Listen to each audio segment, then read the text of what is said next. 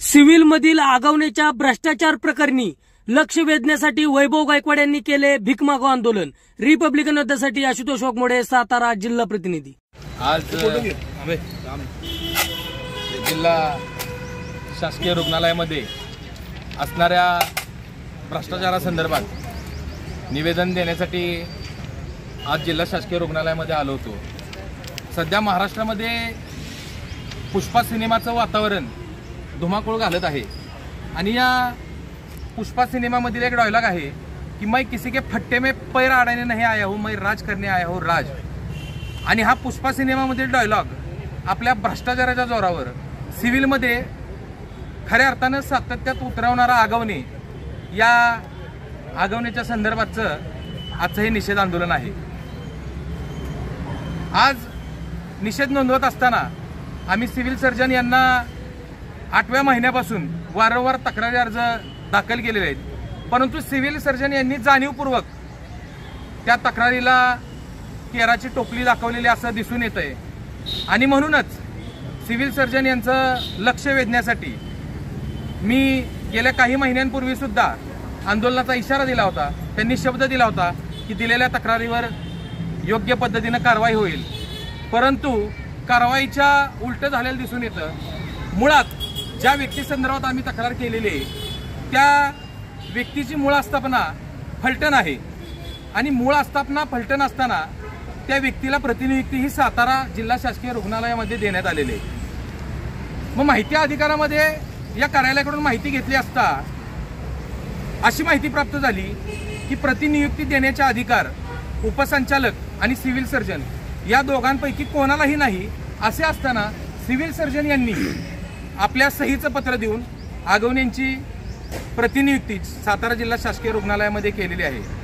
मुळात आगवणे ज्या भरती प्रक्रियेमध्ये भरती झालेली आहे ती भरती प्रक्रियाच बोगस पद्धतीने झालेली आहे। मार्क वाढवून उत्तरपत्रिकेत खाडाखोड करून या महाशयांनी नोकरी बळकावलेली आहे। त्यामुळं आगवण्यांना भ्रष्टाचार करणं, अफरातफर करणं हे नवीन नाही। असे असताना अशा आशयाच्या तक्रारी सिव्हिल सर्जन यांच्याकडे दिल्या असून त्यांनी आज तागायत या आगवण्यावर कोणत्याच पद्धतीची कारवाई केलेली नाही। आगवणे जाहीरपणे बाहेर सांगतो की मी 10% रक्कम जी घेतो ती 3% रक्कम सिव्हिल सर्जन यांना द्यावी लागते, बाकीची रक्कम पॅनलवरील सदस्यांना द्यावी लागते। आणि यामुळे आम्हाला आता खात्री झालेली आहे की सिव्हिल सर्जन जर आगवणेला पाठीशी घालतायत तर खरंच आगवणे यांच्याकडून सिव्हिल सर्जन यांना मलिदा खायला भेटतोय, म्हणूनच त्यांना पाठीशी घालण्याचं काम हे सिव्हिल सर्जन करताना दिसून येत आहेत। म्हणून आज शांततेच्या संविधानाच्या मार्गाने प्रशासनाचं लक्ष वेधण्यासाठी आम्ही भीक मागो आंदोलन केलेलं आहे। आणि जर आगवणे किंवा सिव्हिलमध्ये जो भ्रष्टाचार आहे तो थांबवला नाही तर हा प्रश्न जनतेच्या पटलावरील असल्या कारणानं येणाऱ्या काळात लवकरच या सिव्हिलमध्ये असणारी रंगाबिल्लाची टोळी सुद्धा आम्ही जनतेसमोर मांडणार आहे।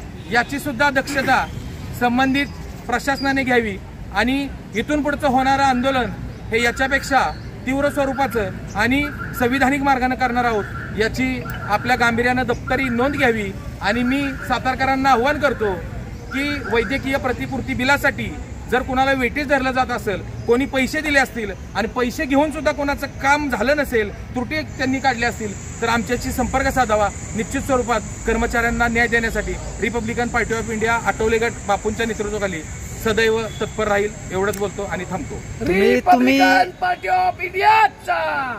तुम्ही ज्यांचं नाव घेताय आगवणे म्हणून ते कोणत्या पोस्टवर आहेत येथे? आगवणे वैद्यकीय प्रतिपूर्ती बिलाचे टेबल सांभाळत आहेत आणि त्यांची मूळ आस्थापना फलटण आहे, परंतु आता आम्हाला खात्री झालेली आहे की कलेक्शन गोळा करण्यासाठी आगवणे सातारमध्ये बसलेले आहेत आणि सातारमध्ये बसून पुष्पराज गाजवत आहेत।